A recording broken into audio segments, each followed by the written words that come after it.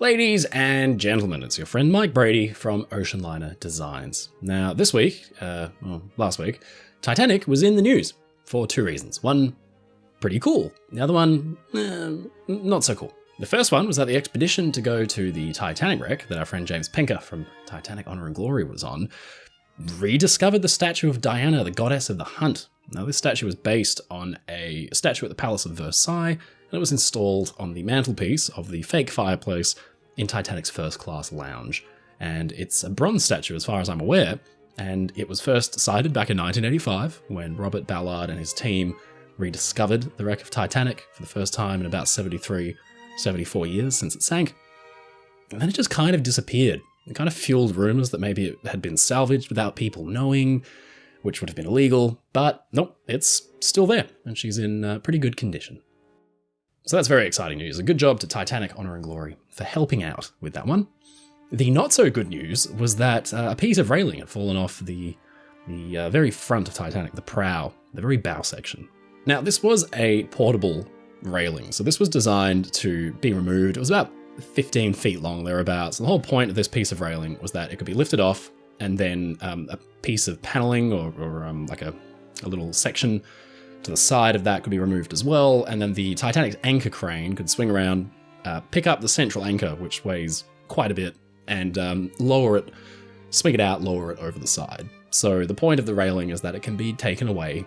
It had to obviously withstand some pretty serious Atlantic fury, big Atlantic waves and things like that, so it shouldn't have just fallen off. And the 2022 scans done by Magellan seem to indicate that it had splayed outwards, and it doesn't look like it was attributed to natural decay or corrosion.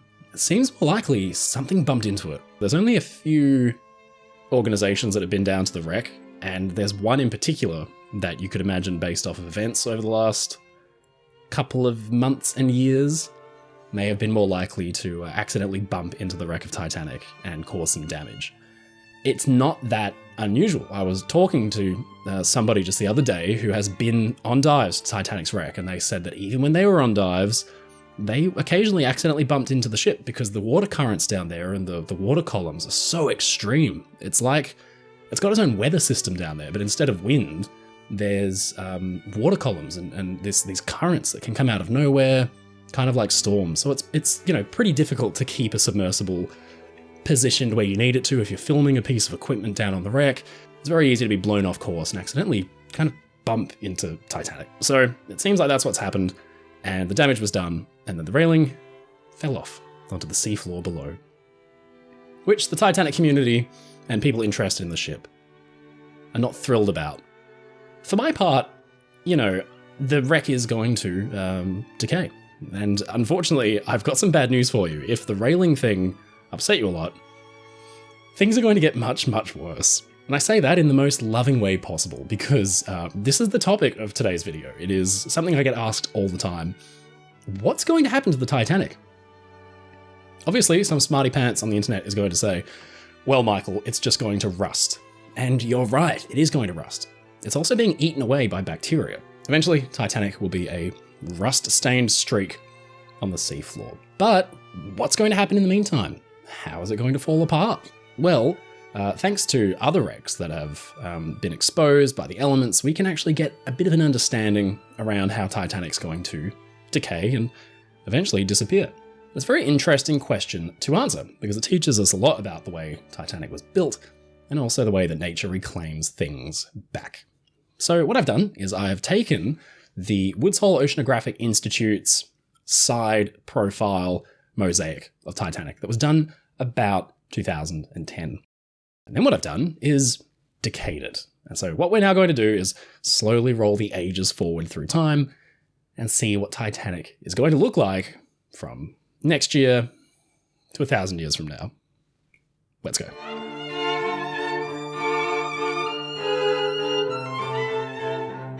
So here we have Titanic as she is around about now. We're just going to talk about the bow section today. That's the forward half of Titanic, because this is the bit that's probably the best preserved. Titanic was, as I mentioned, discovered back in 1985. And already there are a lot of things different about the ship than when she was first discovered. The first thing that has changed in all those years, really, the biggest obvious change, is that she's being eaten away from the broken end forward. Now, this is mainly because of the way corrosion and the bacteria that are actually eating the steel of Titanic work. The damage done to a ship during its sinking or on the surface has really significant impacts on its rate of corrosion. So anywhere there's damage, you kind of get a knock-on effect where that area is going to be eaten away and it's going to corrode first. So you can see that the ship's decks are collapsing from the back after end forward.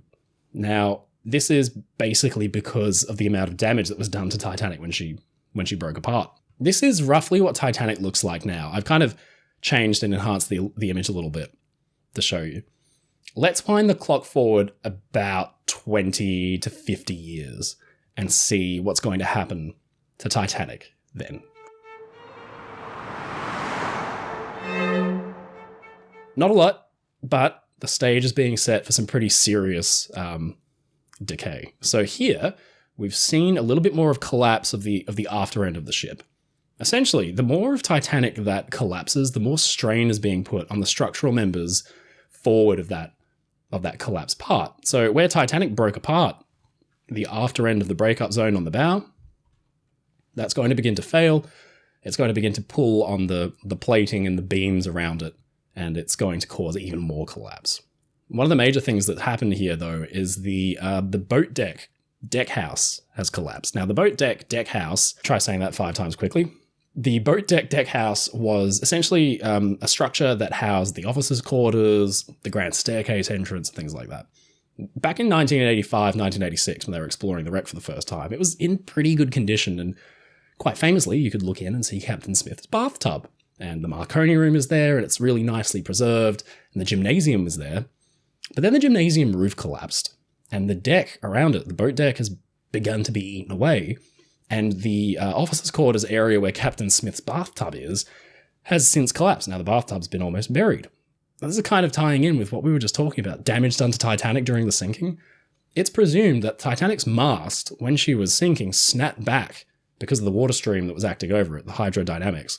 And then it just kind of like bounced and smashed off the bridge, totally destroyed the bridge, which itself, the navigation bridge, was only made out of like timber planking, basically, and caused some really serious damage.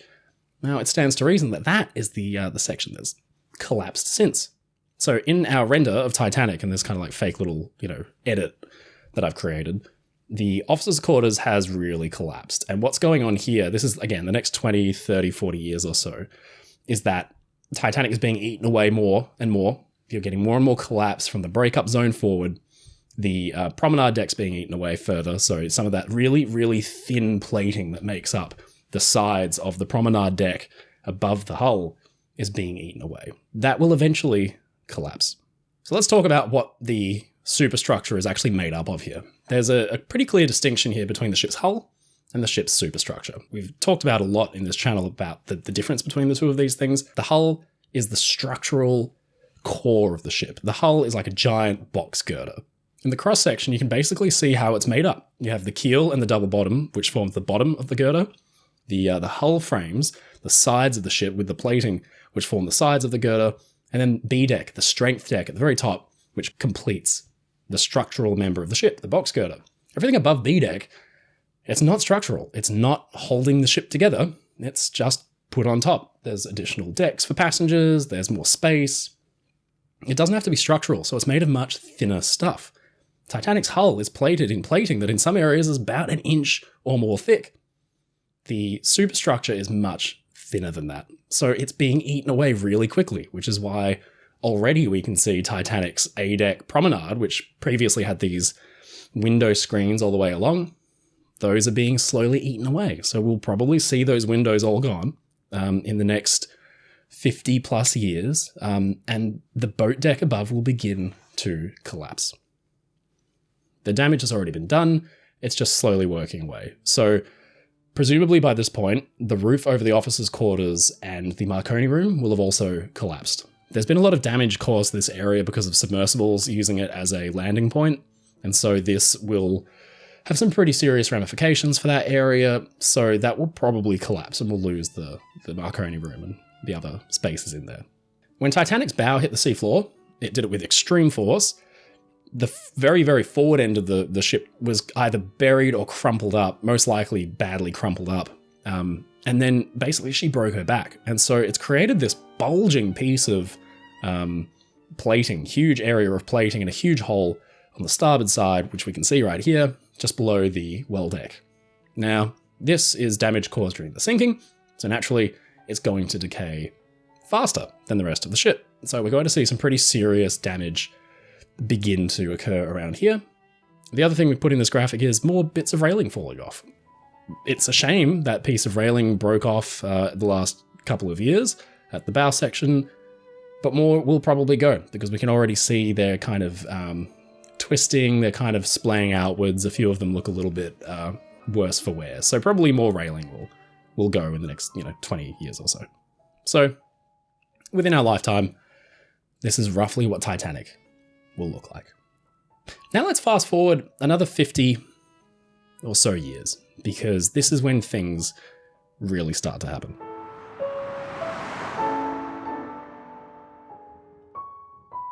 Now we've had the complete collapse of the A deck and boat deck areas.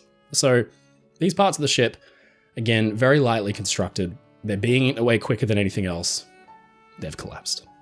We've also probably seen the collapse of the anchor crane at the forward end of the ship. This is really just conjecture, like hypothetical stuff at this point from my end, but the anchor crane will come down eventually. It's a pretty heavy duty thing. It was obviously designed to lift a central anchor that weighed tons, but it will eventually come down. Naturally, we've seen more of the after end of the ship begin to break up and collapse.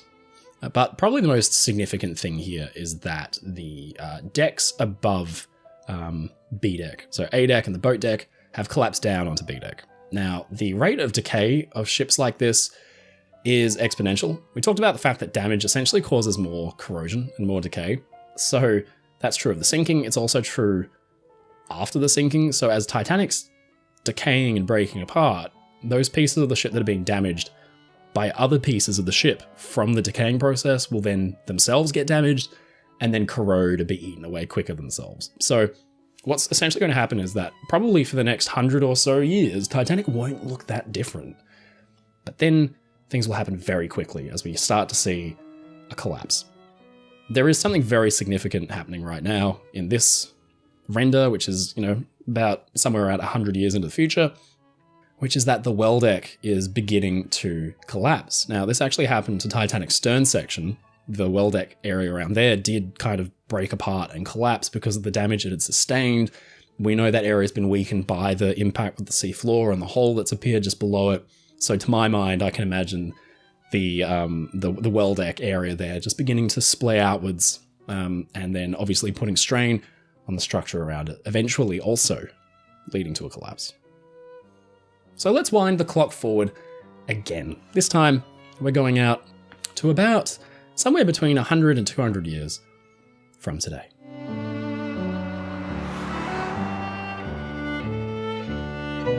And this is what I imagine is going to start happening to Titanic. This is it's a fairly sad picture, but this is what the ship will look like. Probably not in my lifetime or your lifetime, but relatively soon. So what's happening here? Well, the most obvious thing that we can talk about is that the hole in the well deck has consolidated and spread and led to a complete collapse of the decks within, and they've either fallen outwards or more likely just kind of pancaked down on top of each other as the deck beams, which essentially attach to the side of the ship, give way and fail. As the decks begin to sag and pancake down on top of one another, more pressure and strain is put on the frames, the sides of the ship. And so you essentially would end up with the decks beginning to sag, breaking away, the plating being eaten away, and then the beams themselves just falling off. The beams, again, being the things that attach to the side of the ship. So the deck beams fail, the deck falls down onto the deck below it, that deck fails, so on and so forth. What is standing upright, like the ribs of a whale, are Titanic's frames. They're essentially made from taking a flat piece of steel and then bending it into the desired shape. So it will have the profile of like an angle beam or almost like a box beam. And these are about, at their highest, I think somewhere between 60, 65 feet tall, and they weigh about a ton each. And they're spaced in the center of the ship about 36 inches apart. And towards the ends of the ship, it narrows in so that they can sustain a little bit more impact and just give the ship more rigidity, to somewhere around 24 inches apart. So they're spaced closer apart at the bow and the stern, and in the middle of the ship, they're about 36 inches apart. In between every frame, of course, you get a porthole. Now, the frames are, pretty heavy-duty steel. They're thick, they're really, really structural. The shell plating, though, the stuff that is the ship's skin that's riveted directly onto the frames, is not very thick. It's about an inch thick around the center of the ship, and then that really narrows out as you approach the bow section.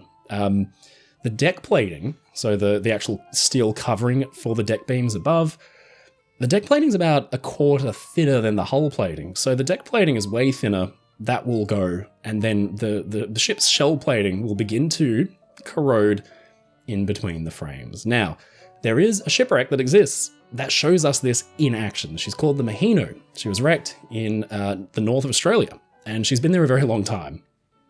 And she's a really good analog for what Titanic will probably look like, not at this stage, maybe just afterwards, but you can start to see it happening around the gaps in between the frames. You can see straight through the ship, almost like a perfect X-ray now. And you can see where the frames are, and that the gap in between the shell plating has been eaten away. And so the shell plating between frames like that is so relatively thin that on ships that have been at sea a long time, especially destroyers and faster ships like that, they get what's sometimes referred to as canning, which is where the shell plating in between the frames sags inwards because it's been like dented in by the impact of the waves.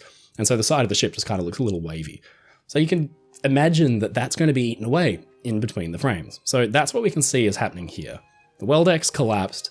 The decks above C deck and B deck have collapsed. Now the shell plating's beginning to get pitted. There are holes forming, maybe around cracks or breaks, maybe around portholes and things like that. And you can actually see the frames behind. So in between the frames, Titanic's skin is being eaten away.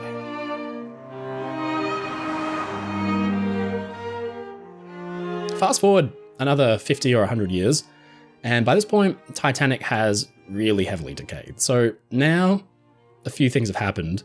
Most of the shell plating's been eaten away. Titanic's prow, the very front of the ship, is a very strong thing. It's obviously designed to withstand the worst of the ocean's forces. Imagine it like a steel honeycomb. There's just so much reinforcing from columns and bars and all that kind of thing. But it's also having to hold up the ship's anchors, and stored on top of the very, very prow is a 15 to 16 ton central anchor. So to my mind, that would probably cause some kind of collapse of the prow, or the anchor would just basically break through the deck plates below and smash down into the chain locker, which was below it. But either way, we'll see some kind of collapse caused probably by the anchor because it's so heavy. But you can see now the ship's beginning to just resemble the carcass of a whale with the frame sticking up out of the sand. This is very much what the Edward Boleyn now looks like now. She was a ship that was wrecked off the coast of Namibia, and you can see that the shell plating has been mostly eaten through, and now she's basically just a collection of frames and stringers and structural members and things like that.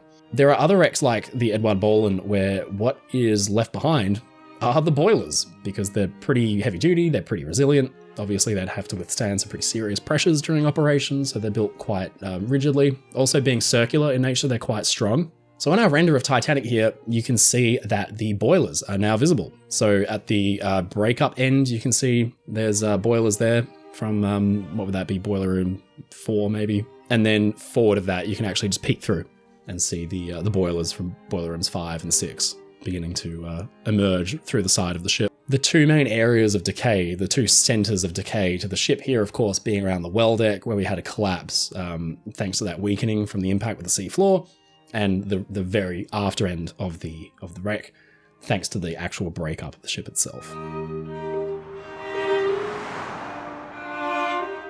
The reason that Titanic's being eaten away slower than wrecks like the Edward Boleyn and such is because she's at extreme depth, And she's basically really well sheltered from things that wrecks on the surface would have to deal with. But even so, by this point, all the shell plating is basically gone. The frames are just jutting up out of the mud, but everything below that is in surprisingly good condition, because where the frames terminate at the bottom of the ship is where the double bottom is and the keel. Talk about honeycomb of steel. That stuff is really hardcore. So this is the backbone of the ship. It's heavily, heavily, heavily reinforced. Very thick steel, very heavy. That'll be around for a long time. What I'm getting at, though, is that Titanic, at some point in the next 500 or 1,000 years, will basically just be the double bottom and the keel, probably with a few boilers on top, and the frames just kind of jutting out of the sand. And of course, eventually the frames themselves, which in some areas are riveted together, will also begin to fail.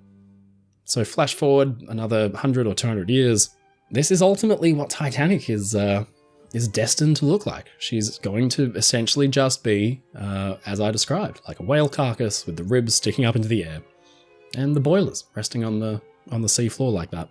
But ultimately, the boilers themselves will be eaten away as well. All that steel will go, the frames will collapse or be worn down to the very bottom of the keel or the double bottom, and this is what Titanic will probably look like at some point in the next millennium. But it's not all doom and gloom, because a couple of things from Titanic will be around a very, very long time indeed. And those are, of course, the ship's bronze propellers. Bronze is remarkably resistant to corrosion in ways that steel is not. It can't just be eaten away like steel. It will eventually, it will take a very long time. So we're talking about like 30,000 years plus for Titanic's propellers to be eaten away. So eventually, unless they're salvaged or brought up, the propellers will just be the only things left, like a pair of giant bronze sculptures on the sea floor surrounded by essentially just a rusty streak on the silt. It's pretty gnarly stuff. There are wrecks that look like this today. This isn't just based on conjecture. This is essentially the fate of all shipwrecks, that they will, eventually one day look like this. This is just kind of the natural way of things. Nature will break down Titanic to her very core elements and materials. So that, my friends, is what's probably going to happen to the Titanic over the next 100 or 1,000 years. It's sad, because this is something that's important to all of us in a lot of different ways, but it's also natural and it's okay. We will have to grin and bear it because there's really no other alternative. Raising the Titanic or attempting to raise the Titanic would be utterly disastrous. It's really far too late for that kind of thing. She's not strong enough to withstand that. She'd probably come apart. But even so, the amount of effort required to preserve something that big as soon as it gets to the surface, if you allow any of that steel to dry out, it will just crumble. Steel has to remain wet if it's been in these kind of conditions for that long, or else it dries out and it falls apart. So we can't bring her up. She's going to have to stay there. And eventually, I hate to say it, she's going to look like this. Yeah, it's a shame that Titanic has most likely been damaged by people who are trying to document the wreck. But I think that unless we continue to send teams down to film and explore the ship, there are still lessons she can teach us. There are still lessons about the sinking itself that we can learn. So there's still a lot of things down there that we can draw from. So it's best that we continue monitoring and exploring the wreck, and we will see it decay. I mean, if we visit it every 10 years or so, we'll begin to see decks collapsing and things falling off. And that's okay. That's nature, and it sucks. But, fortunately, a few organizations have documented the ship from stem to stern, given us a really good understanding. And ironically, Titanic's successful sister ship, Olympic, which had this crazy, insane, beautiful career for all those decades, now doesn't exist. You can't go and see it. But Titanic, which didn't even make it through her maiden voyage, still exists for now. She's just down there. And don't worry, because she's still going to be down there a very long time yet.